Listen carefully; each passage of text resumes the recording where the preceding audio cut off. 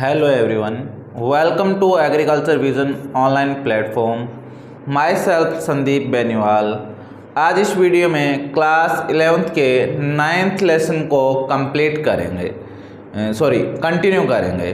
तो इसमें अपने पढ़ रहे थे कि खेत का चुनाव करते समय या पौधशाला नर्सरी का चुनाव करते समय अपने कौन सी बातों का ध्यान में रखेंगे। इसके बाद में आपने पढ़ी थी खेत की तैयारी।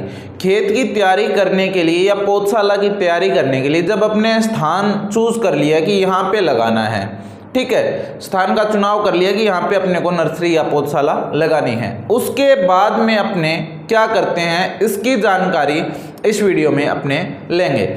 उसमें अपने क्या करते हैं कि सबसे पहले जो अपने स्थान का चुनाव किया है उसके चारों ओर घेराबंदी करेंगे। क्यों करेंगे ये घेराबंदी, क्यों आवश्यक है घेराबंदी करना? क्योंकि यदि अपनी घेराबंदी नहीं होगी तो जो अपने पौधे हैं उनको बाहरी आवारा पशुओं के द्वारा नष्ट कर दिए जाएंगे, या कोई जैसे ग्रामीण एरिया के या कोई भी व्यक्ति अपने पौधों को नष्ट कर सकता है, खराब कर सकता है या चोरी कर सकता है। इससे बचने के लिए या तो सीमेंट और ईंटों की अपने चारों पौधशाला के चारों ओर चारदीवारी करते हैं, या अपने क्या करते हैं एंगल रोप के लोहे की एक रोड रोप के उसको सीमेंट में चिन के और वहाँ पे क्या होता है कंटीले तारों की तारबंदी कर दी जाती है। इससे क्या होगा कि बाहर के आवारा पशु और बाहर के लोगों का प्रवेश इसमें नहीं हो पाएगा, तो अपने पौधे बच सकते हैं। दूसरा इसमें अपने क्या करते हैं कि या तो कंटीले जो तार होते हैं या जो कांटे वाले झाड़ियों वाले वृक्ष होते हैं उनकी बार बार बॉर्डर बना दी जाती है, जिससे उसमें प्रवेश उनका नहीं हो पाता है, जिससे अपने पौधे सुरक्षित रहते हैं। तो सुरक्षा के मकसद से अपने को क्या करना चाहिए, खेत की तैयारी करते समय या पौधशाला की तैयारी करते समय अपने को सबसे पहली जरूरत होती है कि पौधशाला के पौधों को कैसे बचाया जा सकते, बाहरी कोई व्यक्ति और बाहरी पशु उसमें प्रवेश ना कर पाए। इसके लिए अपने बाड़ या घेराबंदी करते हैं। चलिए अपने स्टार्ट करते हैं नाम से।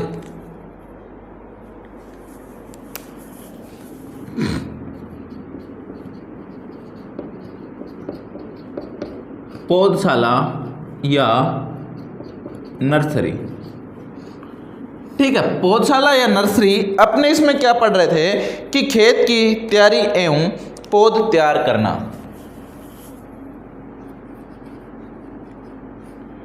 अपना टॉपिक था खेत की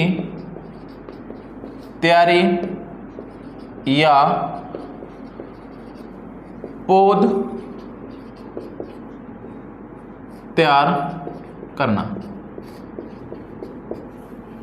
देखिए खेत की क्या तैयारी हो सकती है और पौध तैयार किस प्रकार से किए जाते हैं। इसके अंतर्गत सबसे पहला अपने पढ़ते हैं पौधशाला या खेत की तैयारी में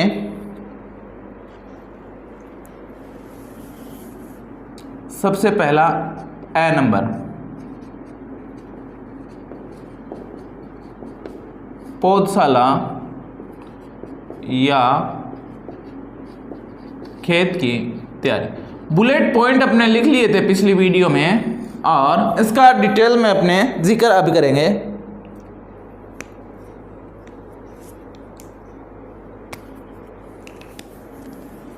तो इसमें लिखते हैं पौधशाला का आकार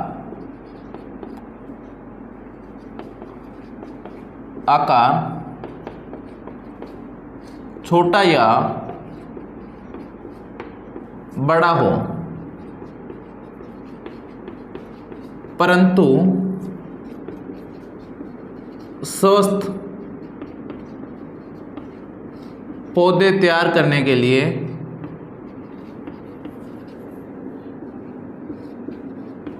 स्वस्थ पौधे तैयार करने के लिए, यानी कि पौधशाला का चाहे आकार छोटा हो चाहे उनका आकार बड़ा हो, उसमें से स्वच्छ पौधे तैयार करने के लिए उसकी व्यवस्थित तैयारी बहुत ही जरूरी है। तैयार करने के लिए उसकी व्यवस्थित तैयारी जरूरी है। और निम्नलिखित प्रकार से अपने उसकी तैयारी कर सकते हैं। कौन कौन से प्रकार है उनको पढ़ेंगे।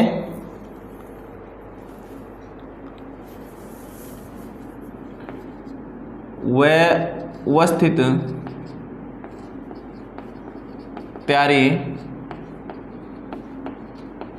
करने के लिए, यानी कि व्यवस्थित तैयारी करने के लिए अपने को जो नीचे बिंदु दिए गए हैं उनके अनुसार कार्य करना चाहिए। निम्नलिखित बिंदुओं के आधार पर कार्य करना चाहिए। ठीक है।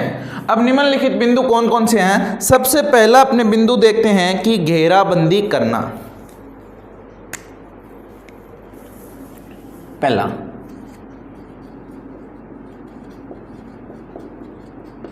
पौधशाला की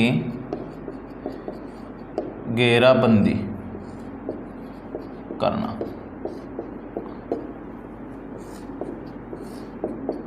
पौधशाला की घेराबंदी करना या फेंसिंग। ठीक है। इसमें लिखते हैं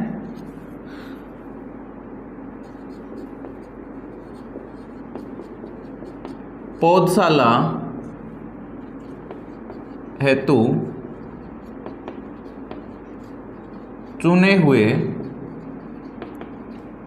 स्थान को ईंटों में सीमेंट से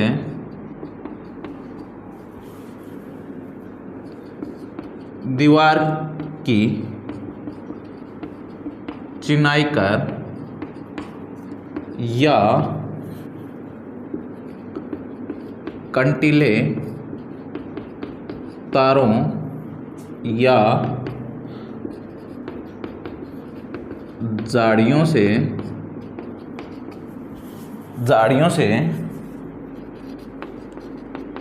घेराबंदी करना प्रमुख कार्य है, क्योंकि इससे मतलब घेराबंदी से इससे पौधशाला के पौधों को आवारा पशुओं व बाहरी व्यक्तियों से होने वाले नुकसान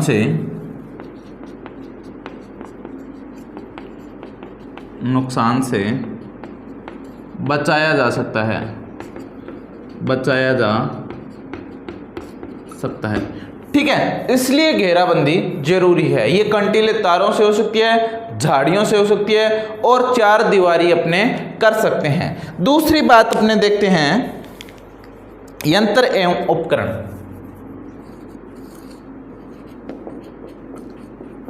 यंत्र एवं उपकरण। ठीक है।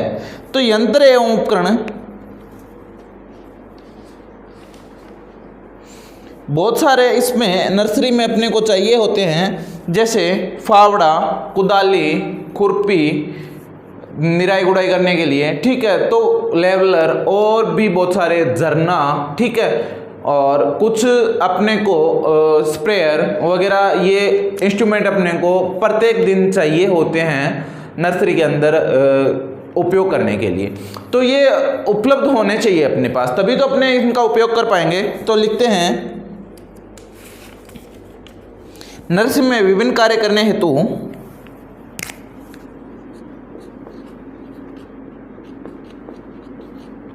नर्सरी में विभिन्न कार्य करने हेतु उपकरणों की आवश्यकता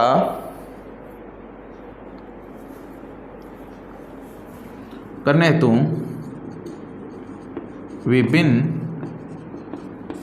प्रकार के यंत्रों एवं उपकरणों की आवश्यकता होती है। उपकरणों की आवश्यकता अपने को लगातार प्रतिदिन होती है। नर्सरी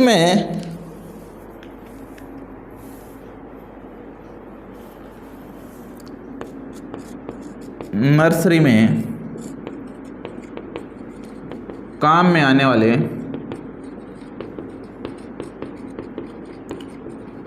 प्रमुख उपकरण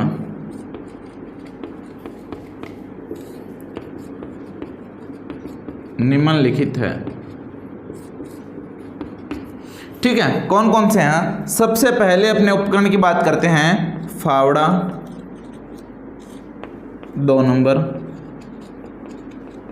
कुदाली 3 नंबर,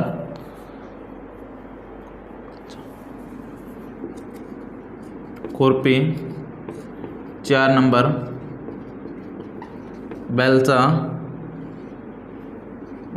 5 नंबर,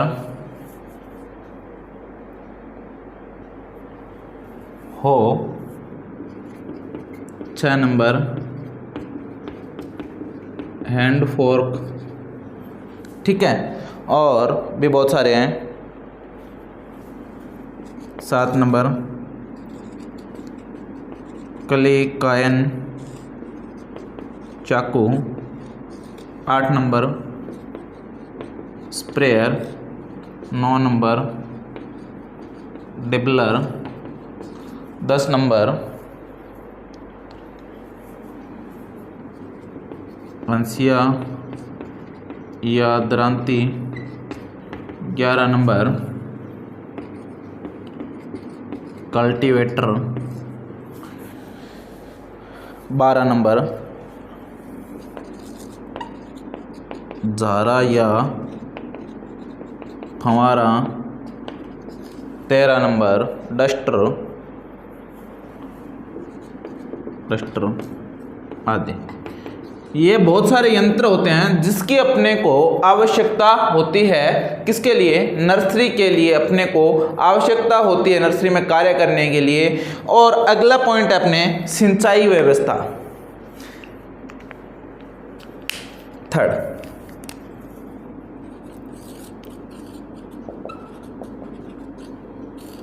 सिंचाई व्यवस्था, देखिए अपने को सिंचाई की उचित स्थायी व्यवस्था होनी चाहिए। नर्सरी में पौधों को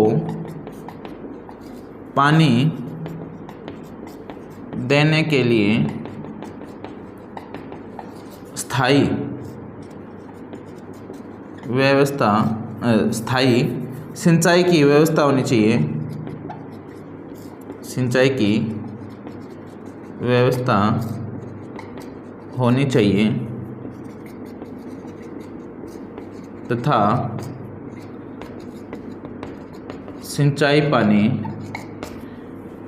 सिंचाई का जो पानी होता है, सिंचाई पानी स्वच्छ होना चाहिए,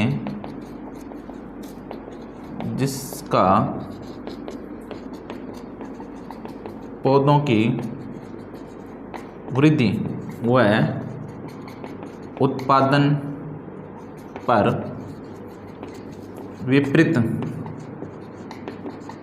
प्रभाव नहीं पड़ना चाहिए।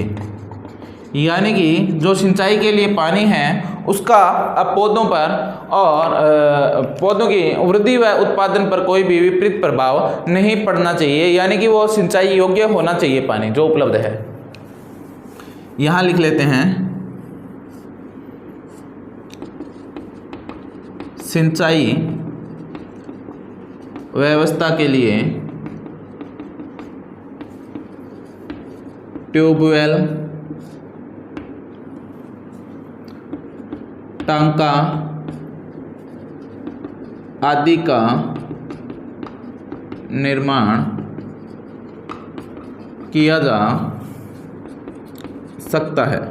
यानी कि पौधों में सिंचाई देने के लिए ट्यूबवेल व टांके का अपने निर्माण कर सकते हैं। इसके बाद में यदि अपने बात करें कि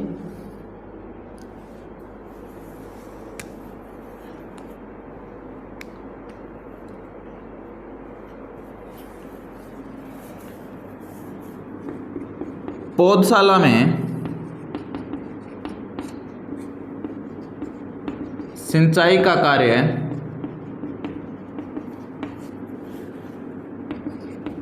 स्प्रिंकलर विधि द्वारा किया जाता है। कौन सी विधि द्वारा किया जाता है? स्प्रिंकलर या फुहारा सिस्टम की विधि के द्वारा किए जाते हैं। स्थानांतरित किए गए, बिक्री के लिए स्थानांतरित किए गए पौधों में सिंचाई नालियों के द्वारा की जाती है। यानी कि जो पौधों के लिए बिक्री के लिए अपने ट्रांसफ़र कर दिया हुआ है उनको फील्ड में, दूसरे फील्ड में पौधा तैयार हो गया, बिक्री के लिए रेडी है, उसको सिंचाई होती है वो नालियों के द्वारा की जाती है। और बाकी पूरी नर्सरी में सिंचाई होती है वो स्प्रिंकलर सिस्टम या फुहारा विधि के द्वारा की जाती है। चलिए इसको नोट डाउन कीजिए। हाँ जी, 3 पॉइंट अपने पढ़ चुके हैं। पहला, स्थान का चुनाव कर लिया, उसके बाद में खेत की तैयारी कैसे करते हैं। तो इसमें आपने पढ़ा था कि पहले अपने 4 दीवारी करते हैं या बाड़ लगाते हैं, ठीक है, और घेराबंदी करते हैं। और दूसरा आपने पढ़ा था कि जो चाहिए उपकरण, वो अपने पास उपकरण होने चाहिए, उसी से अपने काम कर सकते हैं। यदि उपकरण ही नहीं होंगे, जब सेना में लड़ने के लिए भेज दिया और अपने पास हथियार ही उपलब्ध नहीं है तो अपने कैसे कार्य कर सकते हैं। तो वो जो उपकरण चाहिए नर्सरी के लिए, वो उपकरण अपने पास उपलब्ध होने चाहिए। इसके बाद में यदि अपने बात करें कि तीसरा, सिंचाई, तो सिंचाई की स्थायी व्यवस्था अपने पास होनी चाहिए। यदि पानी उपलब्ध नहीं हुआ पौधों को, 1 या 2 टाइम भी उपलब्ध नहीं होता है, तो पौधे मुरझा जाते हैं या नष्ट हो जाते हैं। कोमल पौधे होते हैं, नाजुक बच्चे होते हैं, बिल्कुल। और उसके बाद यदि अपने बात करें कि स्थायी जो अपने पास योजना होनी चाहिए, नर्सरी के लिए बनाने के लिए योजना होनी चाहिए। वैसे तो अपने कोई भी कार्य करें तो उसका एक योजना फॉर्मेट अपने पास होना चाहिए कि मैं ऐसे करूँगा, इतने घंटे पढ़ाई करूँगा, तो योजना बनाते हैं ना अपने।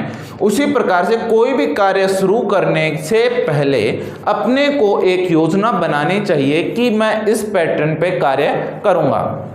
उस योजना से क्या होता है, वो काम सफल होता है। यदि अपने कोई कार्य करने से पहले योजना पूर्ण ढंग से नहीं बनाते हैं तो अपना कार्य सही नहीं होता है। अब देखते हैं कि नर्सरी बनाते समय कौन कौन सी योजनाएं होनी चाहिए।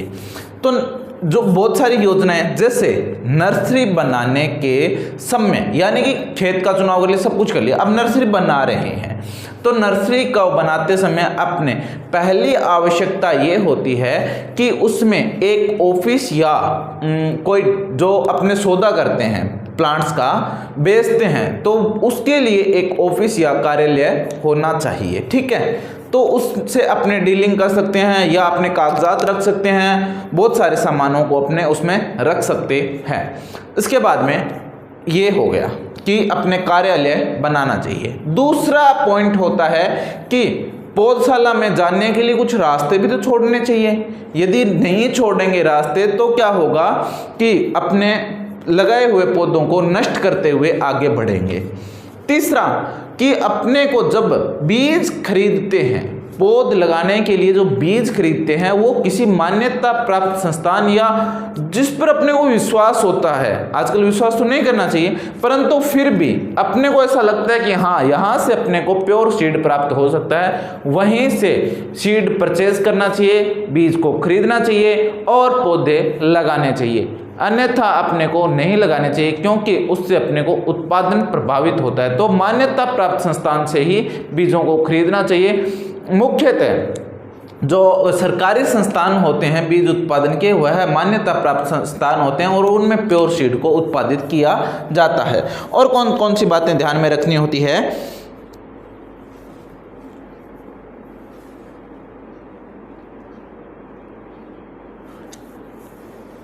कि उसमें खाद के लिए एक भंडारण गृह होना चाहिए, और क्या होना चाहिए कि सिंचाई की व्यवस्था होनी चाहिए, और क्या होना चाहिए कि उसमें छाया वाले पौधे लगाने के लिए छाया चाहने वाले पौधे लगाने के लिए उसको लिए छाया की व्यवस्था भी होनी चाहिए। इस प्रकार से बहुत सारी योजनाओं को अपने पूर्व में बनाना चाहिए और उसी आधार पर अपने को क्या करना चाहिए, यह कार्य करना चाहिए। चलिए लिखते हैं अपने चौथा पॉइंट।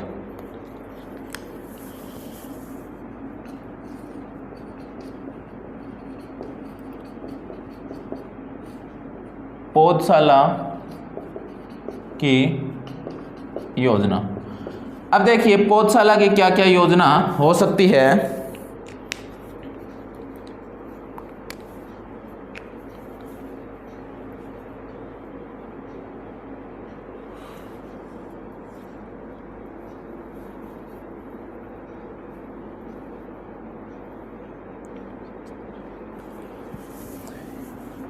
लिखिए, एक अच्छी पौधशाला निर्माण के लिए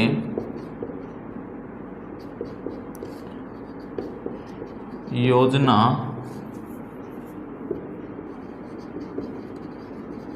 आवश्यक है। योजना बनाना आवश्यक है।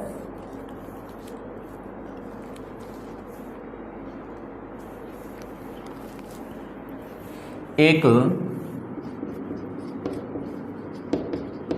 आदर्श पौधशाला को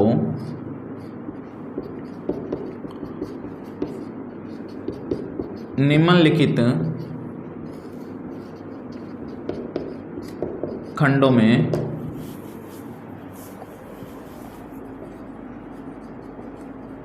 विभाजित किया जाता है। कौन कौन से खंड है उनमें विभाजित किया जाता है। सबसे पहला अपने भाग लिखते हैं कि कार्यालय या आवास।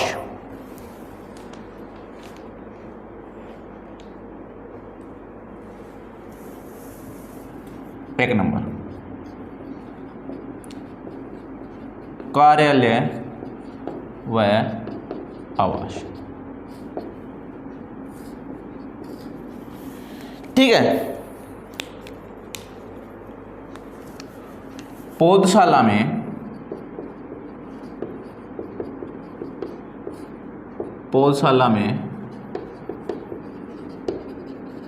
अच्छा लाभ प्राप्त करने व उचित व्यवस्था बनाए रखने के लिए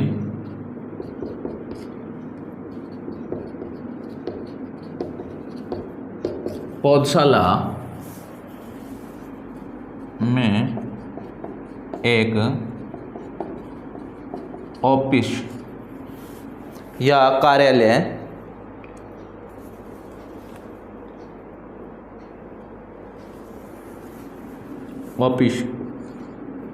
बनाना आवश्यक है, क्योंकि उसमें मालिक या व्यवस्थापक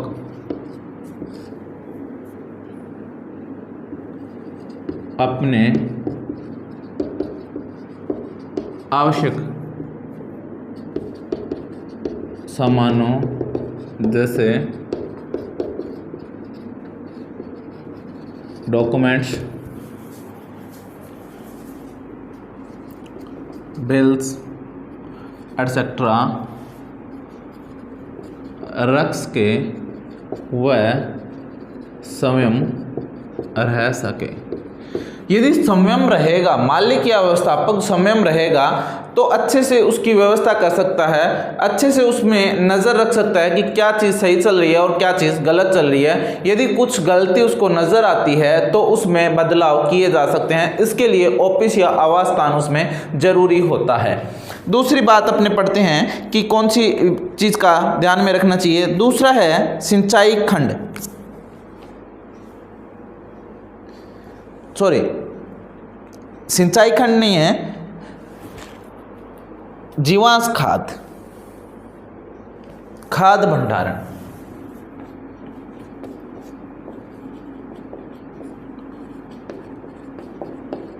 खाद भंडारण, ठीक है। तो खाद भंडारण, सिंचाई की तो आपने बात कर ली, सिंचाई के लिए उचित स्थायी व्यवस्था होनी चाहिए। खाद भंडारण, पौधों की उचित वृद्धि के लिए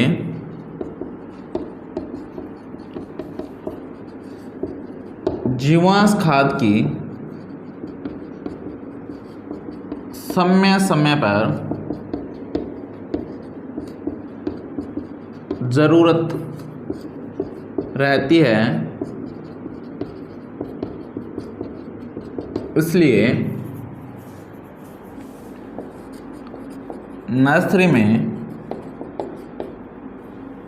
नर्सरी में ही एक जीवांश खाद के लिए उपयुक्त स्थान होना आवश्यक है। यानी कि अपने जो पौधा लगाया है उसकी उचित वृद्धि के लिए जीवांश खाद या पोषक तत्वों की आवश्यकता होती है और पोषक तत्व अपने जीवांश खाद से उचित मात्रा में, संतुलित मात्रा में मिलते हैं। इसके लिए जीवांश खाद जो होती है उसका एक अलग ही अपने पास स्टोरेज होना चाहिए, अलग ही अपने पास सिस्टम होना चाहिए जहां पर केवल अपने को जीवांश खाद प्राप्त हो सके। वो अपने पौधशाला में एक स्थान पर निश्चित रूप में होना चाहिए। उसके बाद अपने बात करते हैं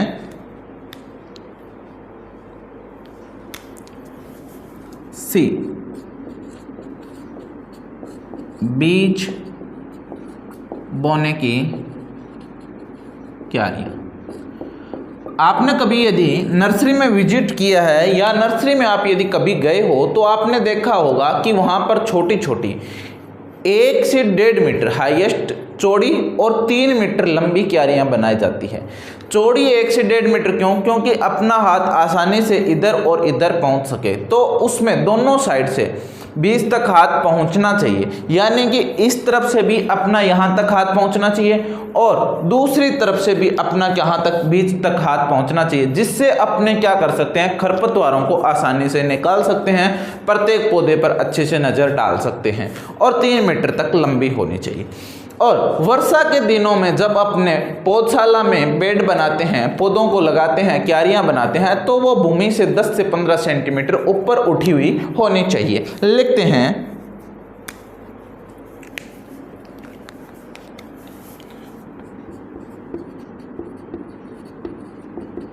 पौधशाला में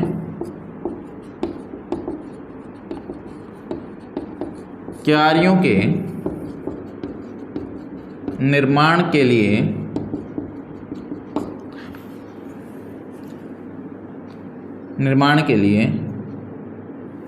पौधशाला में क्यारियों का निर्माण 1 से 1.5 मीटर चौड़ाई व 3 मीटर लंबाई वाली क्यारियाँ पौधशाला में, यहाँ से लिखो, पौधशाला में 1 से 1.5 मीटर चौड़ाई व 3 मीटर लंबाई वाली क्यारियाँ बनानी चाहिए,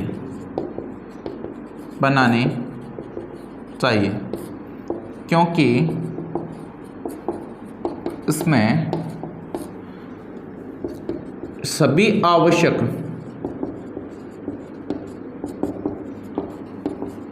कृषि क्रियाएं जैसे निराई गुड़ाई, सिंचाई आदि आसानी से की जा सके। वर्षा ऋतु में क्यारियां सामान्य धरातल से 10 से 15 सेमी ऊंचाई पर बनानी चाहिए, जिससे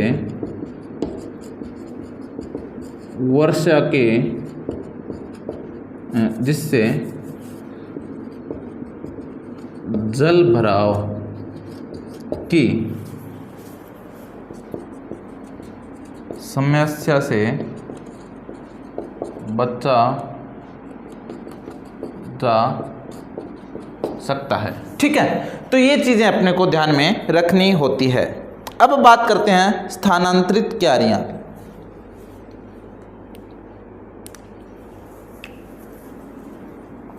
डी, स्थानांतरित क्यारी।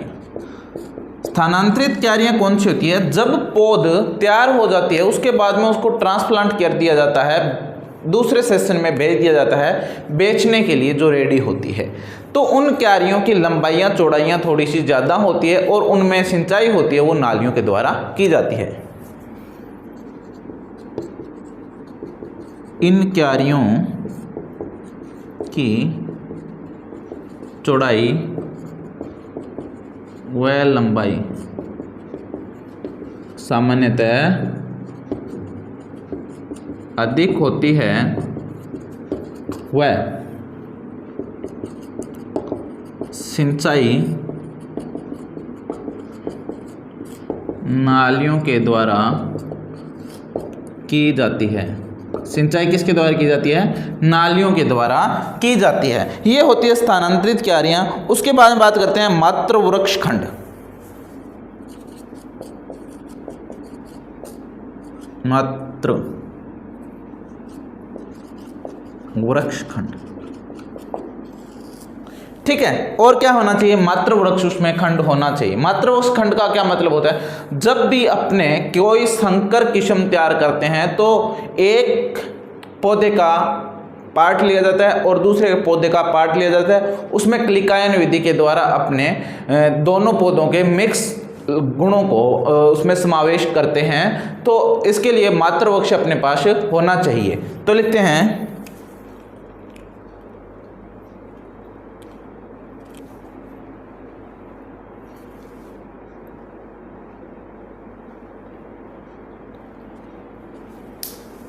पादप संवर्धन के लिए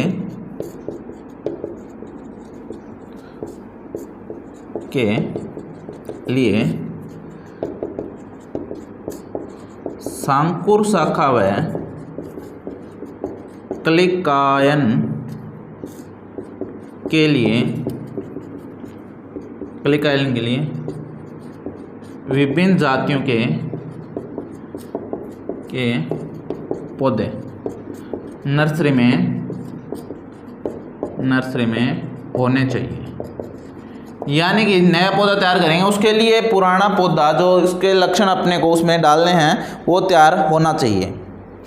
अब आता है बात गमले व बीज बोने के पात्रों का क्षेत्र। गमले व बीज बोने के पात्रों का क्षेत्रफल, ये दोनों मैं समझा देता हूं। और जी आता है कि अन्य इकाइयां।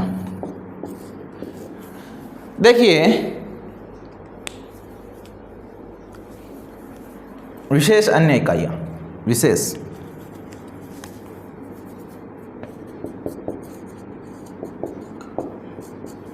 देखिए क्या होता है कि कुछ पौधे ऐसे होते हैं जिनको अपने गमलों में लगाते हैं, या जो महंगे बीज होते हैं उनको क्या होते हैं अपने गमलों में लगाते हैं और गमलों में ही उनको बेचा जाता है, या गमलों में उनको ट्रांसप्लांट किया जाता है। जैसे जो मैंने ये बताया ना कि मातृवृक्ष अंकुर डाली तोड़कर उसमें कट लगाकर उसको दूसरे में लगाया जाता है कलिकायन में, आगे अपने पढ़ेंगे प्रवर्धन के लेशन में।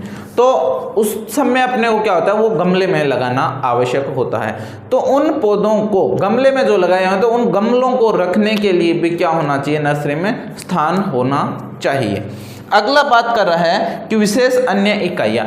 तो विशेष अन्य इकाइयाँ क्या होनी चाहिए? तो जैसे महंगे बीज होते हैं जिनको वातानुकूलित होते हैं कि उनका अंकुरण के लिए एक फिक्स टेम्परेचर की ज़रूरत होती है, तो उसके लिए ग्लास हाउस और ग्रीन हाउस, पॉली हाउस, इन सब की क्या होनी चाहिए, व्यवस्था होनी चाहिए। शेड नेट की व्यवस्था होनी चाहिए। छाया वाले हैं उनको छाया देने के लिए शेड नेट की व्यवस्था होनी चाहिए। जिनको ग्लास हाउस, जिसको टेम्परेचर कम या ज़्यादा की आवश्यकता होनी चाहिए, उसी प्रकार का टेम्परेचर देने के लिए अपने पास इंस्ट्रूमेंट होने अति आवश्यक है। तो आज की वीडियो में इतना ही काफ़ी। इनकी PDF के लिए आप हमारे टेलीग्राम चैनल को ज्वाइन कर सकते हैं, जिसका लिंक वीडियो के डिस्क्रिप्शन बॉक्स में है। और यदि आप चैनल पर नए हो, चैनल को लाइक कीजिए, अपने दोस्तों के साथ शेयर कीजिए और चैनल को सब्सक्राइब कीजिए और वीडियो को लाइक कीजिए और दोस्तों के साथ शेयर ज़रूर कीजिए। Thank you so much. मिलते हैं अगले वीडियो में।